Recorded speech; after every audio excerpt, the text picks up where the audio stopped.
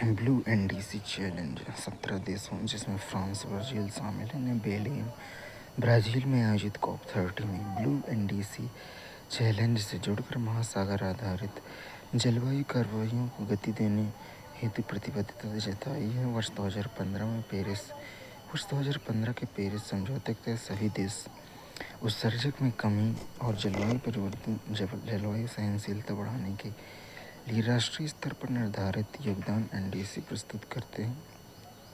पारंपरिक रूप से जलवायु नीतियाँ भूमि और ऊर्जा क्षेत्रों पर केंद्रित रही हैं, जबकि महासागर अपनी अत्यंत महत्वपूर्ण जलवायु नियमन क्षमता के बावजूद नीति निर्माण में उपेक्षित रहे हैं।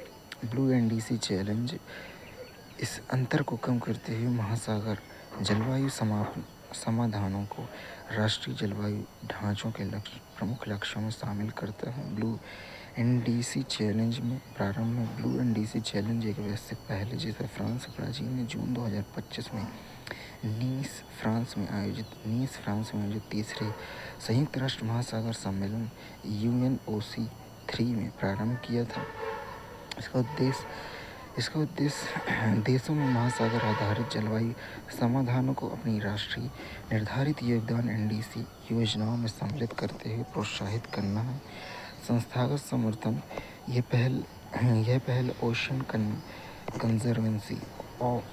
Conservancy, ocean and climate platform तथा वर्ल्ड रिसोर्स इंस्टीट्यूट द्वारा ocean resilience and climate alliance ORCE के माध्यम से समर्थित है। प्रतिभागी राष्ट्र में फ्रांस, ब्राज़ील सहित Australia, Fiji, Kenya, Mexico, Seychelles जैसे कुल 17 देशों ने महासागर संबंधी उपायों को अपनी जलवायु क्षमता योजनाओं में सम्मिलित करने की प्रतिबद्धता जताई है। भारत इसमें हिस्सा नहीं ले रहा। सतत परिवहन मिशन जलवायु परिवर्तन पर राष्ट्रीय कार्ययोजना NAPCC ने एक सतत परिवहन मिशन शामिल किया है। NAPCC की शुरुआत के बाद यह जोड़ा जाने वाला पहला नया मिशन है। सतत परिवहन यह परिवहन के उन सुरक्षित साधनों को संदर्भित करता है जिसका जीवाश्म ईंधन की बजाय नवीकरणीय स्रोतों का उपयोग करके पर्यावरण पर कम प्रभाव पड़ता है। उदाहरण के लिए वैकल्पिक ईंधन, जैव ईंधन, हाइड्रोजन फ्यूल सेल और प्राकृतिक गैस वाहनों के लिए जीवाश्म ईंधन के विकल्प के रूप में विकल्प प्रदान कर सकते हैं। इलेक्ट्रिक वाहन, EV और सार्वजनिक परिवहन। जलवायु परिवर्तन पर राष्ट्रीय कार्ययोजना NAPCC इसे वर्ष 2008 में भारत के व्यापक जलवायु नीति ढांचे के रूप में 8 मुख्य मिशनों के साथ लॉन्च किया गया था। 8 मुख्य मिशन में राष्ट्रीय सौर मिशन, ऊर्जा दक्षता में वृद्धि, सतत आवास, जल मिशन, हिमालय पारिस्थितिकी तंत्र, हरित भारत मिशन, सतत कृषि, जलवायु परिवर्तन के लिए रणनीति ज्ञान, फूड वेस्ट ब्रेकथ्रू। बेलेम में COP30 के दौरान UNEP और उसके भागीदारों ने फूड वेस्ट ब्रेकथ्रू लॉन्च किया है, जो 2030 तक भोजन की बर्बादी को आधा करने के उद्देश्य से एक वैश्विक पहल है। खाद्य अपशिष्ट में हाइड्रोलिसिस, रासायनिक में हल्का अम्लीय क्षार, गर्म अम्लीय या गैर अम्लीय, हाइड्रोथर्मल, अल्ट्रासोनिक, माइक्रोवेव, जैविक, किण्वन में ऑक्सी और अनऑक्सी पाचन, ऊर्जा में biogas,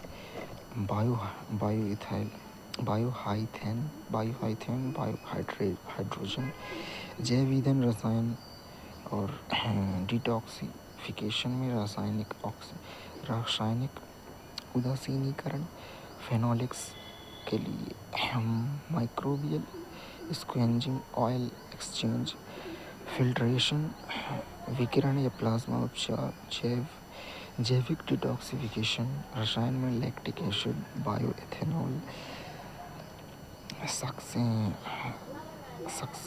succinic acid, VFAS bacterial cellulose, food waste breakthrough, climate solution 2030 के तहत यूएनईपी और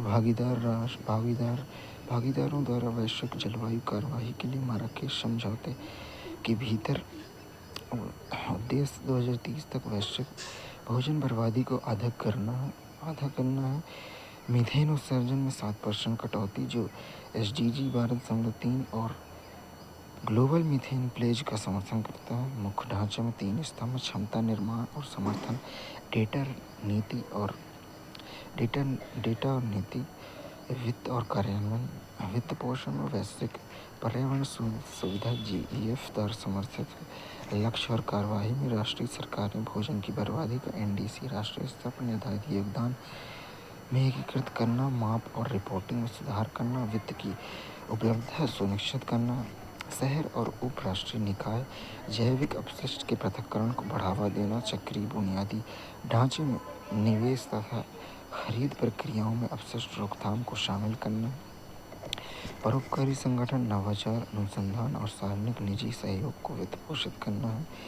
गैर लाभकारी संस्थाएं क्षमता निर्माण, समर्थन और डेटा प्रदान करना, विशेष रूप से वैश्विक दक्षिण में खाद्य व्यवसाय, अपशिष्ट मापन तथा रिपोर्ट निर्धारण, अधिशेष खाद्यान्न का पुनर्वितरण और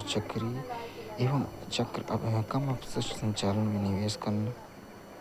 भारत की कार्बन क्रेडिट ट्रेडिंग योजना के लक्ष्य। भारत सरकार ने हाल ही में कार्बन क्रेडिट ट्रेडिंग योजना CCTS के तहत 9 में से 8 भारी औद्योगिक क्षेत्रों के लिए ग्रीन गैस उत्सर्जन तीव्रता लक्ष्य निर्धारित किए हैं।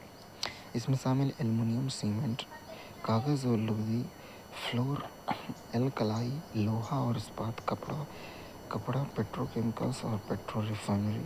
CCTS का लक्ष्य उपयुक्त 8 क्षेत्रों में 2023-24 से 2026-27 के दौरान उत्सर्जन तीव्रता के मूल्यवर्धन EIVA में औसतन 1.68% की वार्षिक कमी का संकेत देता है। भारत की कार्बन क्रेडिट ट्रेडिंग योजना CCTS 2023 में शुरू की गई। यह कार्बन मूल्य निर्धारण के माध्यम से ग्रीन हाउस गैस उत्सर्जन को कम करने के लिए डिजाइन किया गया एक तंत्र है।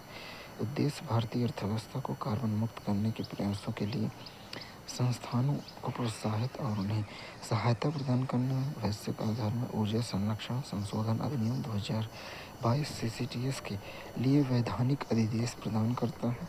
पेरिस समझौते के तहत भारत के राष्ट्रीय स्तर पर निर्धारित योगदान NDC 2005 के स्तर में से 2030 तक उत्सर्जन तीव्रता में 45% कमी, 2070 तक नेट जीरो लक्ष्य अनुपालन करता है। कार्बन मूल्य निर्धारण हेतु स्थापित तंत्र, अनुपालन बाजार, विनियमित संस्थाओं मुख्य रूप से औद्योगिक क्षेत्र के लिए उत्सर्जन तीव्रता सीमा, उत्पादन का प्रति इकाई कार्बन डाइऑक्साइड उत्सर्जन के साथ अनिवार्य भागीदारी, शैक्षिक बाजार में गैर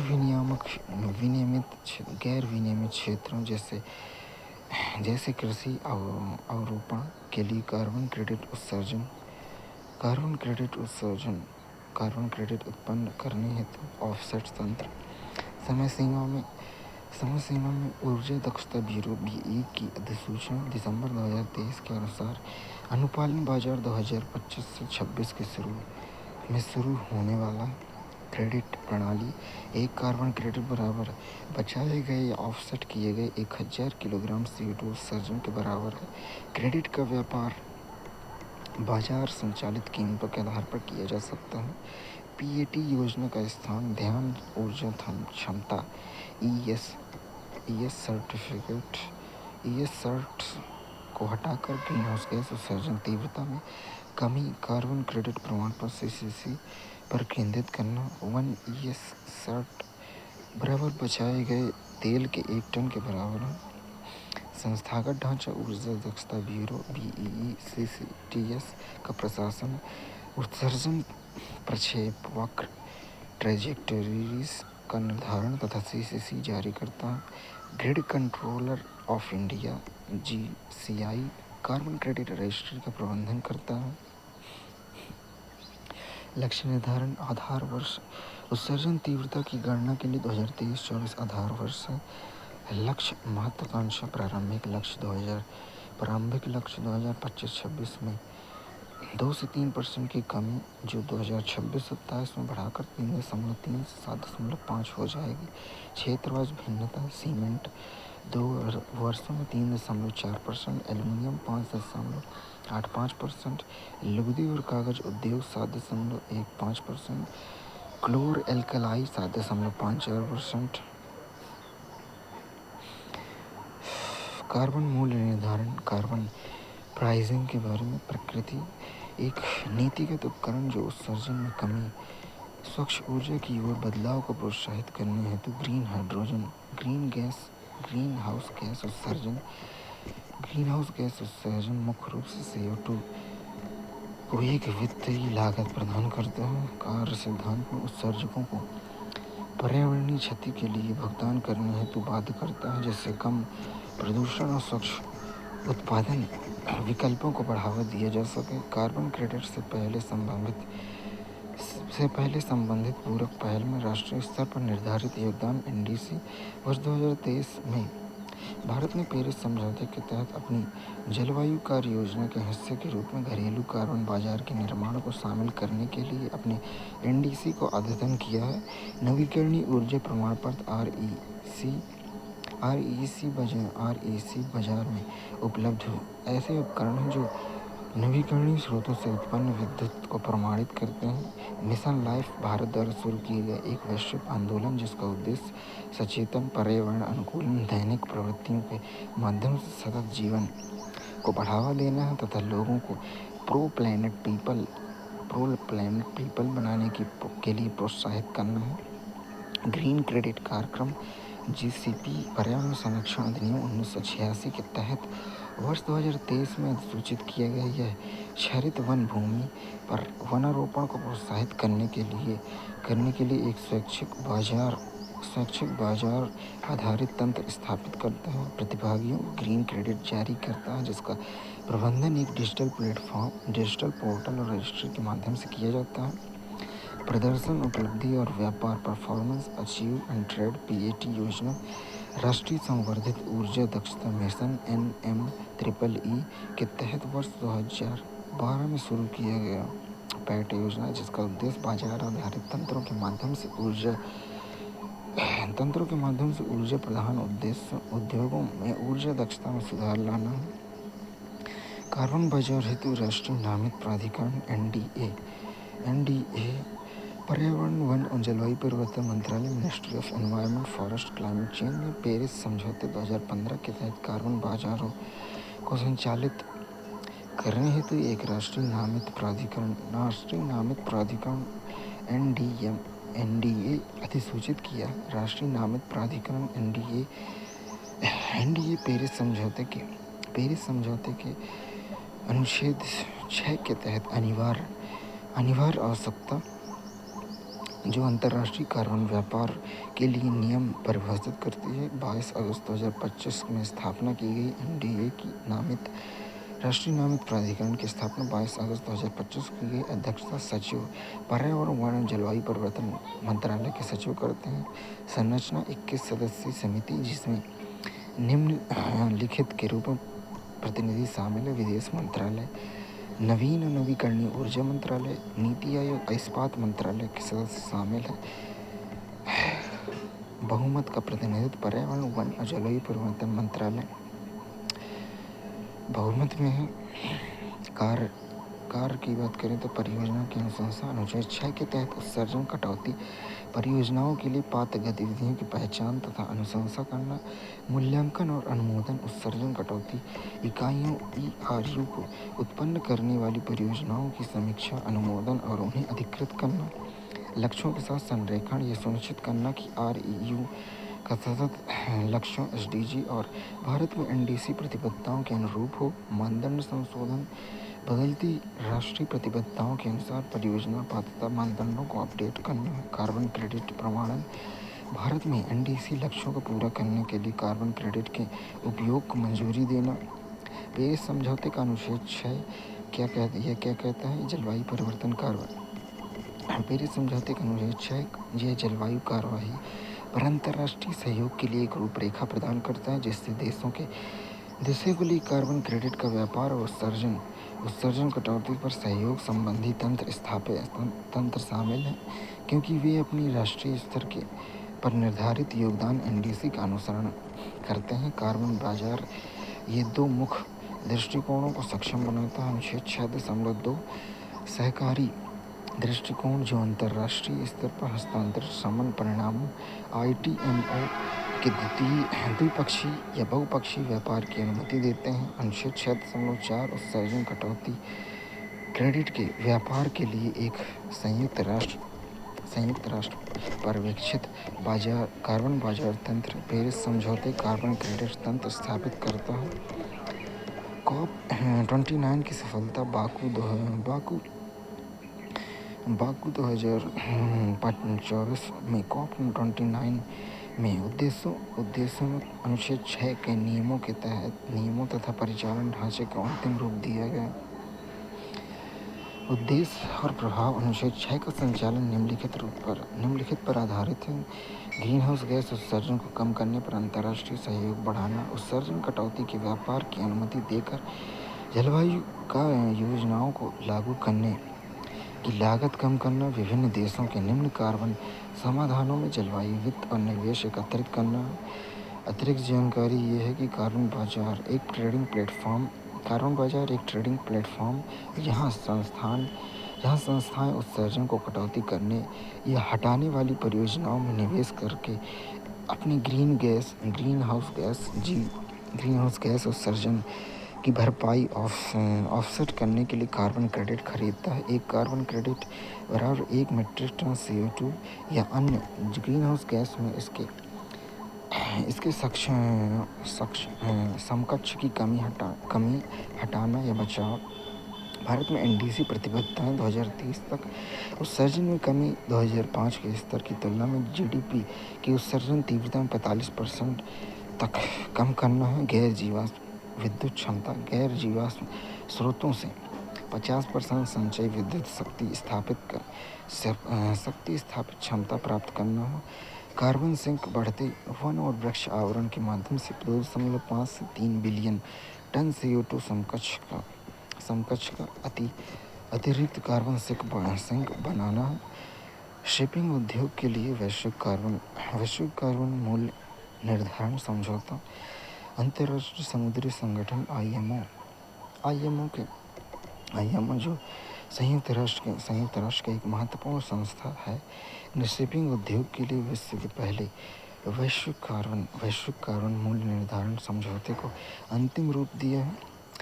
नए IMO ढांचे लक्ष्य 2023 में संशोधित IMO रणनीति के अनुरूप 2050 तक अंतर्राष्ट्रीय शिपिंग से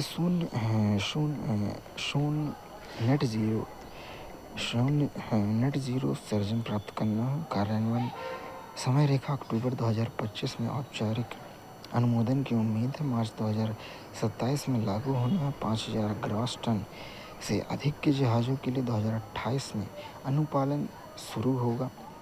राजस्व सृजन 2030 तक का वार्षिक $10 बिलियन एकत्रित करने की उम्मीद है। आलोचना की करें तो 1.5 डिग्री सेल्सियस लक्ष्य के पीछे है। 2030 तक उत्सर्जन में लगभग 8% की कटौती की उम्मीद है, जबकि 20 से 30% की आवश्यकता है। अमेरिकी दृष्टिकोण भारत से बाहर निकल गया और अमेरिकी जहाज़ों पर कर लगाने के खिलाफ चेतावनी दे दी। IMO के बारे में देखें तो IMO एक संयुक्त राष्ट्र विशेष संस्था है जो शिपिंग सुरक्षा, संरक्षण तथा जहाज़ों से होने वाली समुद्री और वायुमंडलीय प्रदूषण को रोकने हेतु उत्तरदायी है। स्थापना औपचारिक रूप में जिनेवा 1948 में अपनाए गए एक कन्वेंशन द्वारा बनाया गया। एक कन्वेंशन 1958 में लागू हुआ। सदस्यता 176 सदस्य देश और 3 संबद्ध सदस्य फरो आइलैंड्स, हांगकांग, मकाऊ, चीन। भारत और IMO भारत ने कन्वेंशन की पुष्टि की है और 1959 में इसका सदस्य बना, जो शुरुआती सदस्यों में से एक है। संगठनात्मक संरचना: इसमें एक असेंबली काउंसिल, 5 मुख्य समितियां और कई उप समितियां शामिल। मुख्य भूमिका में अंतर्राष्ट्रीय सहयोग के माध्यम से संरक्षित कुशल पर्यावरण के अनुकूल और सतत शिपिंग प्रक्रियाओं को बढ़ावा देना। सूरत उत्सर्जन व्यापार योजना ETS। एक अध्ययन रिपोर्ट के अनुसार सूरत ETS के परिणाम स्वरूप प्रदूषण के 20 से 30% की महत्वपूर्ण कमी आई है तथा साथ ही उद्योगों के लिए अनुपालन की लागत भी कम हुई है। सूरत उत्सर्जन व्यापार योजना सूरत ETS 2019 में गुजरात में शुरू की गई। ये पार्टिकुलेट मैटर PM उत्सर्जन के लिए विश्व की पहली बाजार आधारित व्यापार प्रणाली है। उद्देश्य सूरत में जलवायु प्रदूषण को कम करना, जो एक प्रमुख औद्योगिक शहर है जहां उद्योग पार्टिकुलेट मैटर PM प्रदूषण के लगभग 1/3 योगदान देते हैं। कैप एंड ट्रेड ढांचा: उद्योगों को एक उत्सर्जन सीमा दी जाती है। सीमा से कम उत्सर्जन करने वाली इकाइयां अतिरिक्त परमिट बेचती हैं, जबकि सीमा से अधिक उत्सर्जन करने वाली इकाइयां परमिट खरीदती हैं।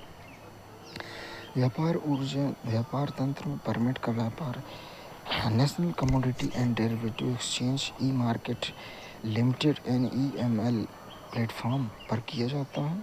संस्थागत सहयोग में इसे गुजरात प्रदूषण नियंत्रण बोर्ड GPCB द्वारा EPIC, शिकागो विश्वविद्यालय JPAL और उद्योग संघ के सहयोग से कार्यान्वित किया गया है। ग्रीन हाउस गैस उत्सर्जन तीव्रता GEI लक्ष्य मिशन 2025। ग्रीन हाउस गैस उत्सर्जन तीव्रता GEI लक्ष्य नियम 2025। हाल ही में पर्यावरण वन जलवायु परिवर्तन मंत्रालय ने GEI लक्ष्य नियम 2025 मसौदा की अधिसूचित किया है। मुख्य बिंदु ये है कि नियम ऊर्जा गहन उद्योगों के लिए उत्सर्जन में कमी का लक्ष्य प्रस्तुत करते हैं, जो कार्बन क्रेडिट ट्रेडिंग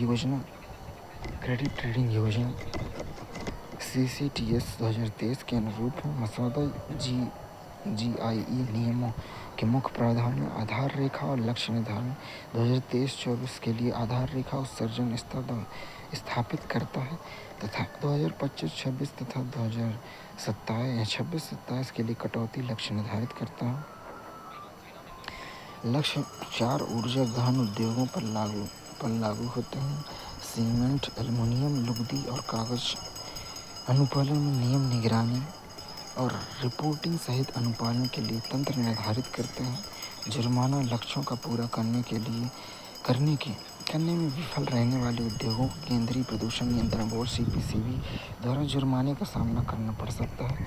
कार्बन बाजार तंत्र: कार्बन क्रेडिट का व्यापार भारतीय कार्बन बाजार ICM के माध्यम से किया जाएगा, जिसकी देखरेख विद्युत मंत्रालय के तहत ऊर्जा दक्षता ब्यूरो BEE द्वारा की जाएगी। ग्रीन हाउस गैस उत्सर्जन तीव्रता GEI उत्पादन की प्रति इकाई उत्सर्जन ग्रीन हाउस गैस की मात्रा को संदर्भित करता है। इसे उत्पाद की प्रति इकाई टन CO2 समकक्ष TCO2e में मापा जाता है। यह मीट्रिक यह आकलन करने में मदद करता है कि औद्योगिक उत्पादन प्रक्रिया की पर्यावरणीय क्षमता कितनी है। कार्बन क्रेडिट ट्रेडिंग योजना CCTS पेरिस समझौते के तहत भारत की जलवायु प्रतिबद्धताओं को समर्थन करने के लिए ऊर्जा संरक्षण संशोधन नियम 2022 के तहत शुरू किया गया। इसका उद्देश्य कार्बन क्रेडिट ट्रेडिंग के माध्यम से ग्रीन हाउस गैस उत्सर्जन को कम करने के लिए बाजार आधारित तंत्र स्थापित करना है। मुख्य प्रावधान: कार्यान्वयन संस्था विद्युत मंत्रालय के तहत ऊर्जा दक्षता ब्यूरो BEE। परिचालन तंत्र में अनुपालन तंत्र विद्युत, इस्पात, सीमेंट और उर्वरक और पेट्रोकेमिकल्स जैसे ऊर्जा गहन क्षेत्रों के लिए अनिवार्य है।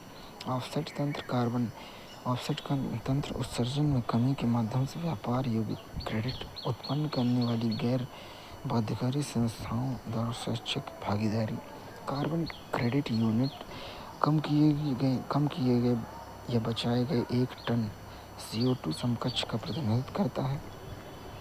सल्फर डाइऑक्साइड उत्सर्जन। हाल ही में पर्यावरण, वन और जलवायु परिवर्तन मंत्रालय ने अधिकांश थर्मल पावर प्लांटों को फ्लू गैस डीसल्फराइजेशन FGD प्रणाली स्थापित करने की छूट दी है, जो सल्फर डाइऑक्साइड SO2 उत्सर्जन को कम करते हैं। थर्मल पावर प्लांट को FGD स्थापना से छूट देने का तर्क है कि ईंधन की विशेषताएं भारतीय कोयले में सल्फर की मात्रा कम होती है, 0.3 से 0.5% होती है, जो स्रोत पर ही CO2 उत्सर्जन को सीमित करती है। सार्वजनिक स्वास्थ्य प्रभाव। अधिकांश क्षेत्रों में परिवेशी SO2 स्तर अनुमेय सीमा के भीतर ही रहता है। आर्थिक लागत। FGD स्थापना की लागत लगभग 1.2 करोड़ प्रति मेगावाट है। 97,000 मेगावाट के लिए FGD स्थापित करने के लिए लागत 1.16 लाख करोड़ हो सकती है। बिजली की दरों में 0.72 प्रति किलोवाट आवर तक की वृद्धि हो सकती है, जिसका मुख्य कारण FGD तकनीकी की निश्चित लागत है। कार्यान्वयन संबंधी बाधाएं। सीमित घरेलू विक्रेता क्षमता ने पिछली समय सीमाओं के अनुपालन में देरी की है। नीतिगत प्राथमिकता ध्यान पार्टिकुलेट मैटर PM नियंत्रण पर स्थानांतरित हो गया है, जहां इलेक्ट्रोस्टैटिक प्रेसिपिटेटर ESP सस्ते और अधिक प्रभावी हैं। जलवायु समझौता। FGD संचालन में CO2 उत्सर्जन बढ़ सकता है 2030 तक अनुमानित 69 मिलियन टन, जिसमें ग्लोबल वार्मिंग में वृद्धि हो सकती है। लक्षित विनियमन में लगभग 80% प्लांट मुख्य रूप से सघन आबादी वाले क्षेत्रों में स्थित है, जिससे प्लांटों की छूट दी गई है। शहरी और अत्यधिक प्रदूषित क्षेत्रों को कठोर नियम लागू होते हैं। फ्लू गैस डीसल्फराइजेशन FGD जीवाश्म ईंधन के दौरान फ्लू गैस जीवाश्म ईंधन के दहन के दौरान फ्लू गैस निकलती है। विशेष रूप से कोयला आधारित विद्युत संयंत्रों में FGD इकाइयाँ सल्फर डाइऑक्साइड CO2 को कम करती हैं, जो मानव स्वास्थ्य और पर्यावरण को प्रभावित करने वाली एक हानिकारक अम्लीय गैस है। प्रभाव कार्यप्रणाली में फ्लू गैस में मौजूद SO2 FGD प्रणाली में क्षारीय अवशेष आमतौर पर चूना पत्थर के साथ प्रतिक्रिया करता है, जिससे उदासीन यौगिक बनते हैं, जिन्हें निकास गैस से हटा दिया जाता है। प्रभावशीलता। FGD 95% तक SO2 उत्सर्जन को समाप्त कर सकते हैं, जिससे वे सल्फर प्रदूषण नियंत्रण के लिए एक प्रमुख तकनीकी बन गई है। सल्फर डाइऑक्साइड SO2 एक रंगहीन तीखी गंध वाली अभिक्रियाशील गैस है, आमतौर पर जीवाश्म ईंधन दहन, विशेष रूप से कोयले के दहन से उत्सर्जित होती है। यह एक महत्वपूर्ण वायु प्रदूषक है, जो श्वसन रोगों, हृदय संबंधी समस्याओं तथा पर्यावरणीय क्षरण से जुड़ा है। भारत विश्व स्तर पर SO2 का सबसे बड़ा उत्सर्जक है, जिसका मुख्य कारण कोयला आधारित विद्युत उत्पादन है। जलवायु और स्वास्थ्य पर SO2 उत्सर्जन का प्रभाव। जलवायु प्रभाव। अल्पकालिक शीतलन। SO2 सल्फेट एरोसोल बनाता है, जो सूर्य के प्रकाश को परावर्तित करते हैं, जिससे वातावरण पर अस्थायी शीतलन प्रभाव पड़ता है। लघु वायुमंडलीय जीवन SO2 एक अल्पकालिक प्रदूषण है, जिसका शीतलन प्रभाव केवल कुछ दिनों से हफ्तों तक रहता है, जो इसे दीर्घकालिक जलवायु शमन के लिए अप्रभावी बनाता है। जलवायु समझौते। दीर्घकालिक जलवायु नियंत्रण CO2 को कम करने पर निर्भर करता है, जो SO2 के विपरीत दशकों से सर्दियों तक बना रहता है। FGD CO2 संबंध। SO2 को कम करने के लिए FGD प्रणाली की स्थापना से अतिरिक्त ऊर्जा उद्योगों के कारण SO2 उत्सर्जन बढ़ सकता है। विशेषज्ञों का अनुमान है कि यदि सभी विद्युत संयंत्रों में FGD स्थापित किए जाते हैं, तो लगभग 69 मिलियन टन अतिरिक्त CO2 2025-30 तक उत्सर्जन उत्सर्जित होगा। जलवायु मॉडलिंग चुनौती, CO2 में कटौती किए बिना SO2 कम करने से नेट वार्मिंग हो सकती है क्योंकि इस अस्थायी शीतलन प्रभाव समाप्त हो जाता है, जबकि CO2 प्रेरित वार्मिंग बनी रहती है। पर्यावरण और स्वास्थ्य पर प्रभाव, अम्लीय वर्षा, SO2 वातावरण में सल्फ्यूरिक अम्ल बनाता है, जिससे अम्लीय वर्षा होती है जो झीलों, नदियों, आर्द्रभूमियों को अम्लीय बनाता है, पारिस्थितिकी तंत्र को नुकसान पहुंचाती है तथा जैव विविधता को कम करती है। सार्वजनिक स्वास्थ्य जोखिम, SO2 एक तीव्र श्वसन उत्तेजक है जिसके कारण खांसी, घरघराहट, सांस फूलना, अस्थमा और ब्रोंकाइटिस से समस्या आती है। संक्रमण का उच्च जोखिम विशेष रूप से बच्चों और वरिष्ठ नागरिकों में। सल्फर डाइऑक्साइड SO2 को नियंत्रित करने के लिए सरकारी प्रयास में कानूनी ढांचा, वायु अधिनियम 1981, केंद्रीय प्रदूषण नियंत्रण बोर्ड और राज्य प्रदूषण नियंत्रण बोर्ड को उद्योगों और विद्युत संयंत्रों से निकलने वाले SO2 उत्सर्जन को विनियमित तथा निगरानी करने का अधिकार देता है।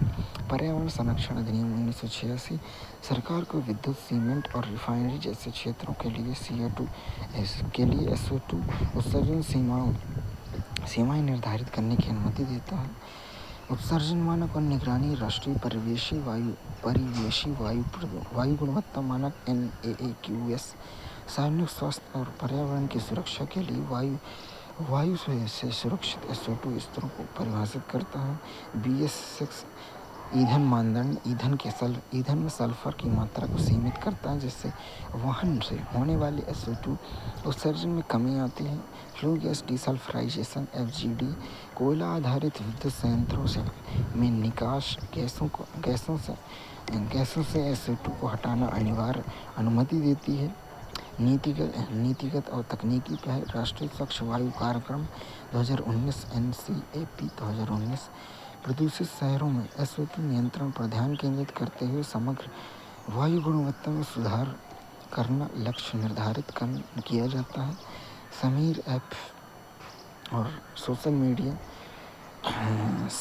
CPCB SO2 central pollution control board SO2 नियंत्रण पर अपडेट को ट्रैक करने और साझा करने के लिए डिजिटल उपकरणों का उपयोग करता है, जिससे जन सहभागिता और पारदर्शिता बढ़ती है।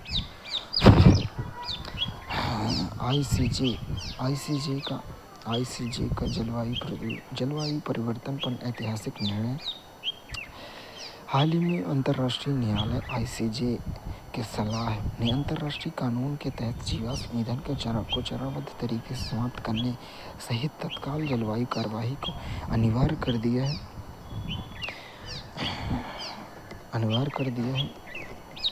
बाध्यकारी विविध कर्तव्य, ICJ ने पुष्टि की है कि जलवायु कार्यवाही एक कानूनी दायित्व है जो अंतर्राष्ट्रीय संधियों, प्रथागत अंतर्राष्ट्रीय कानून और मानवाधिकार संयंत्रों से उत्पन्न होता है। अंतर्राष्ट्रीय स्तर पर दोषपूर्ण कार्य, न्यायालय ने माना कि जीवाश्म ईंधन का उत्पादन, लाइसेंसिंग और सब्सिडी अंतर्राष्ट्रीय स्तर पर दोषपूर्ण कार्य माने जा सकते हैं जो जलवायु क्षति के लिए राज्य के उत्तरदायित्व को आकर्षित करते हैं। वैश्विक सहयोग की आवश्यकता, प्रभावी जलवायु शमन के लिए अंतर्राष्ट्रीय सहयोग और संधियों की आवश्यक बनाया गया है जो जीवाश्म ईंधन अप्रसार संधि जैसी पहलों का समर्थन करते हैं। अंतर्राष्ट्रीय न्यायालय ICJ संयुक्त राष्ट्र का प्रमुख न्यायिक अंग जो सलाह प्रदान करता है और अंतर्राष्ट्रीय कानून के तहत राज्यों के मध्य कानूनी विवादों का निपटान करता है। संरचना, इसमें 15 न्यायाधीश होते हैं जो संयुक्त राष्ट्र महासभा और सुरक्षा परिषद द्वारा चुने जाते हैं। स्थापना 1945 में संयुक्त राष्ट्र चार्टर के तहत की गई, जिसने 1946 में कार्य करना शुरू किया। न्यायालय द हेग, नीदरलैंड, जलवायु स्वास्थ्य समन की ओर भारत का मार्ग। 2025 में जलवायु और स्वास्थ्य पर वैश्विक सम्मेलन बेलेम, ब्राजील में 90 देशों के प्रतिनिधियों ने बेलेम हेल्थ एक्शन प्लान को आकार दिया। हेल्थ एक्शन प्लान उद्देश्य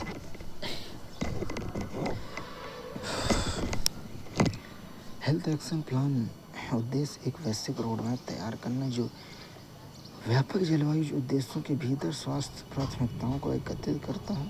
क्रॉस कटिंग व्यापक प्राथमिकताएं, स्वास्थ्य समानता और जलवायु न्याय, सामाजिक भागीदारी, महिलाओं, युवा, स्वदेशी लोग, संवेदनशील समूह के साथ सुदृढ़ शासन, जलवायु और स्वास्थ्य पर वैश्विक सम्मेलन, स्वास्थ्य स्थान अंतर्राष्ट्रीय सम्मेलन केंद्र, ब्राज़ील मेजबानी में ब्राज़ील सरकार, WHO विश्व स्वास्थ्य संगठन और पैन अमेरिकी स्वास्थ्य संगठन WHO द्वारा मुख्य परिणाम में बेलिंग हेल्थ एक्शन प्लान COP30 में लॉन्च किया जाएगा। का मसौदा तैयार करने के लिए इनपुट योजना का समर्थन करने के लिए एटक ATACH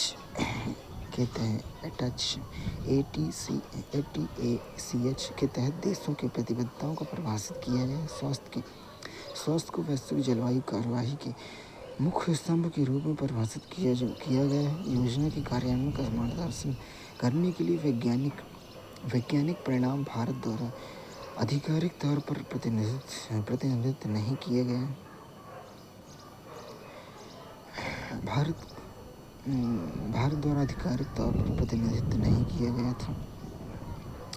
कार्य रेखा, एक्शन लाइन, निगरानी और पूर्व चेतावनी, जलवायु सूचित स्वास्थ्य निगरानी, वास्तविक समय पर डेटा और दवाओं एवं टीकों का रणनीतिक भंडार, साक्ष्याधारित नीति एवं और क्षमता निर्माण, स्वास्थ्य कर्मियों का प्रशिक्षण पाठ्यक्रम, जलवायु सामग्री को एकीकृत करना,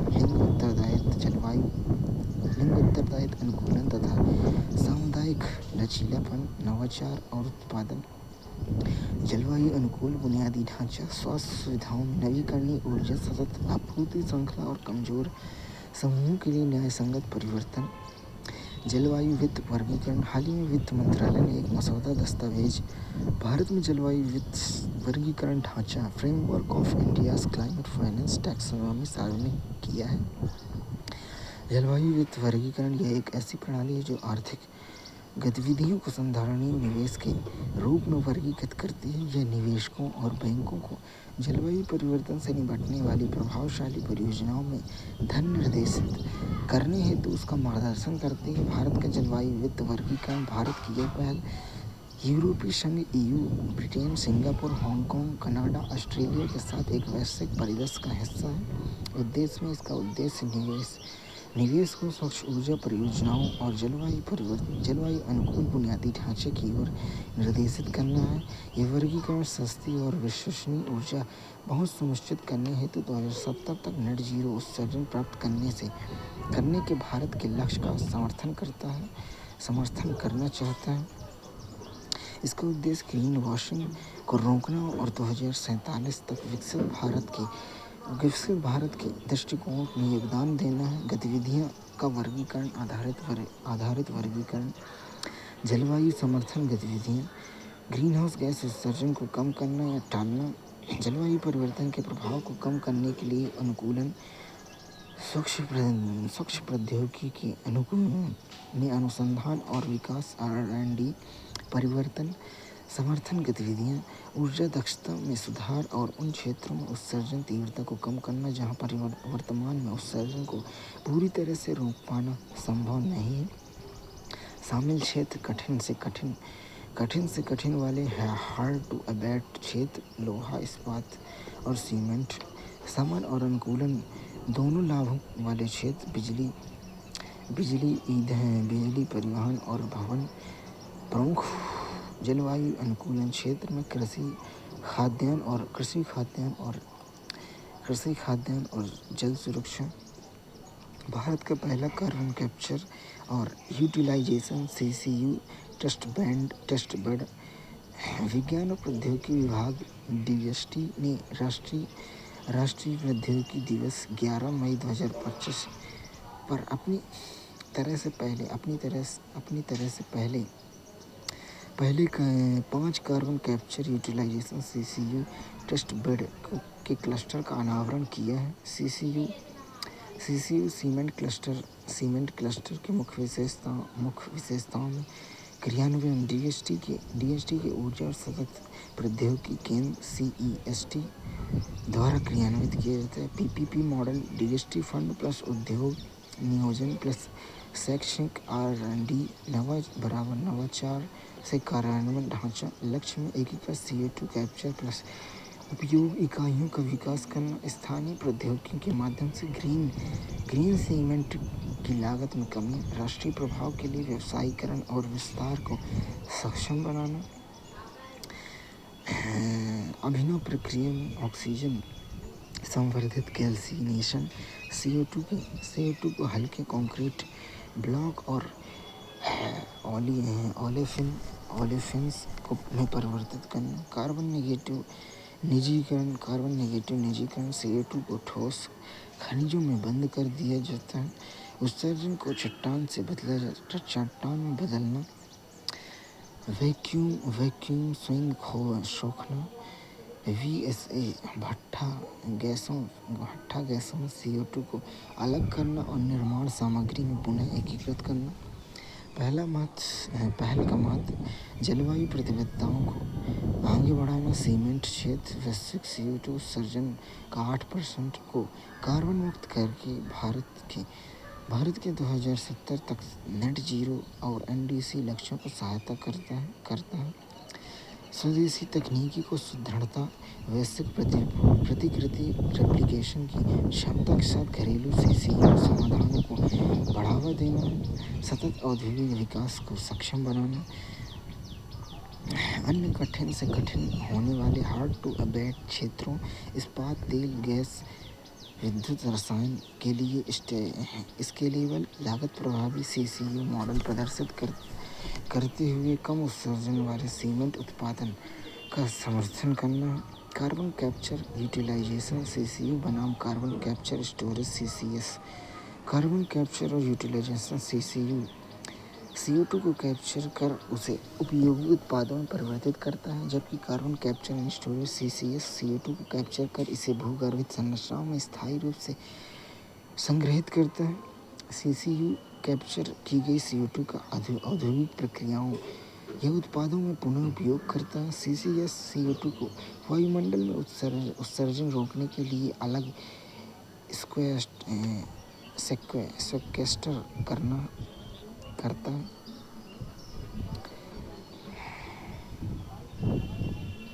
CCU का आउटपुट कृत्रिम ईंधन यूरिया सोडा ऐश निर्माण सामग्री जैसे उत्पाद और CCS कोई उपयोगी आउटपुट नहीं है। CO2 को गहन भूगर्भिक जलाशयों में इंजेक्ट किया जाता है। CO2 का जीवन का CO2 को पुनः चक्रित या पुनः उपयोग किया जाता है अक्सर संभावित आर्थिक मूल्य के साथ। और CCS CO2 को स्थायी रूप से बंद कर दिया जाता है। आदर्श रूप में इसे इस्तेमाल नहीं किया जाना चाहिए।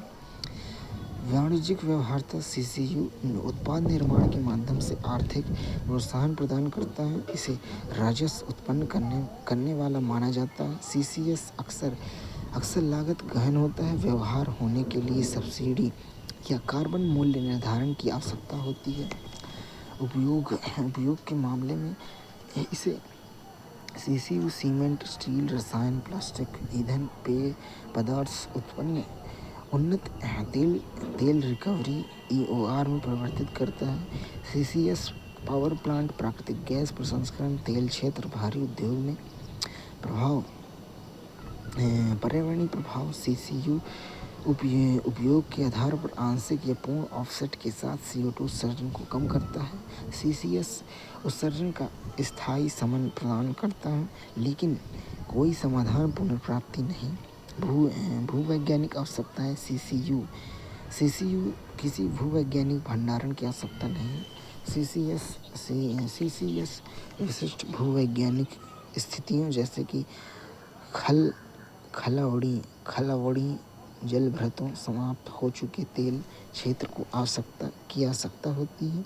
चुनौतियां क्या हैं? CCU में सीमित मापनीयता CO2 पुनः उपयोग बाजार अभी भी विकसित हो रहे हैं। ऊर्जा गहन प्रक्रियाएं CCS रिसाव का जोखिम है। दीर्घकालिक निगरानी सार्वजनिक प्रतिरोध, उच्च अग्रिम लागत होती है। कार्बन कैप्चर, यूटिलाइजेशन और स्टोरेज CCUS के लिए रिसर्च और डेवलपमेंट रोड मैप। भारत ने carbon capture, utilization and storage CCUS के लिए अपना पहला रिसर्च एंड डेवलपमेंट अनुसंधान और विकास रोड मैप लॉन्च किया। CCUS के लिए रिसर्च और डेवलपमेंट रोड मैप निर्मित विज्ञान और प्रौद्योगिकी विभाग DST द्वारा। उद्देश्य carbon capture, utilization and storage CCUS प्रौद्योगिकी को आगे बढ़ाने में भारत के राष्ट्रीय प्रयासों का मार्गदर्शन करना। मुख्य स्तंभ में कुशल मानव संसाधन क्षमता निर्माण, सुदृढ़ विनियामक और सुरक्षा मानक साझा CCUS, बुनियादी ढांचे में प्रारंभिक निवेश, नीतिगत और संस्थागत सहायक तंत्र। मुख्य लक्ष्य क्षेत्र में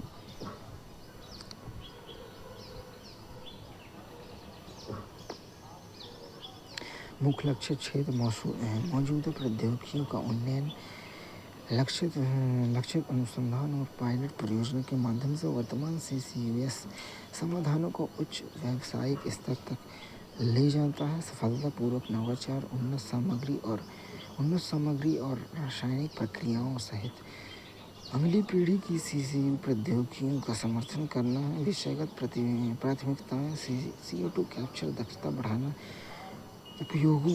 उपयोग मार्गों का विस्तार तथा दीर्घकालिक भंडारण विकल्प विकसित करना है।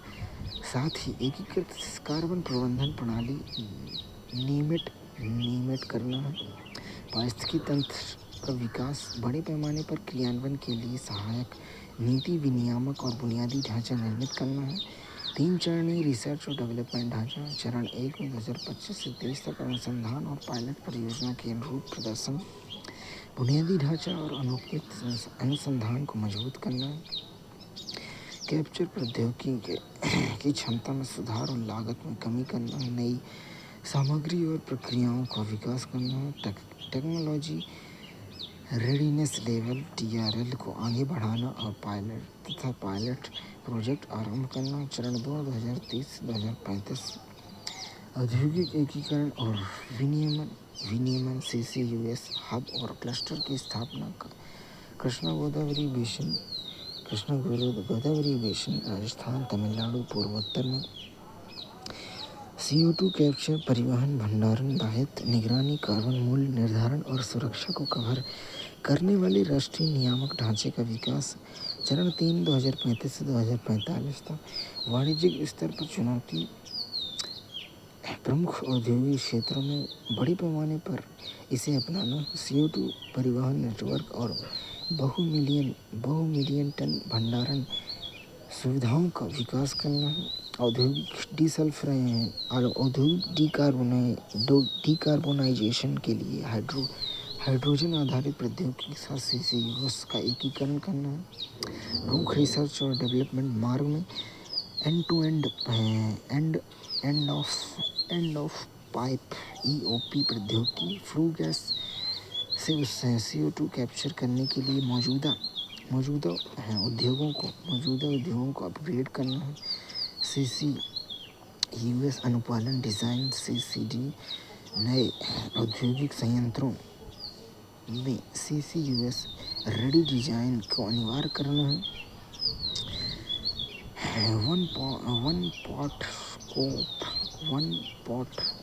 पॉट कॉप रूपांतरण प्रौद्योगिकी, CO2 को सीधा ईंधन, निर्माण सामग्री, उर्वरक, रसायन में बदलने में दीर्घकालिक निवेश। कार्बन कैप्चर, यूटिलाइजेशन और स्टोरेज CCUS उन प्रौद्योगिकियों का समूह है जो औद्योगिक स्रोतों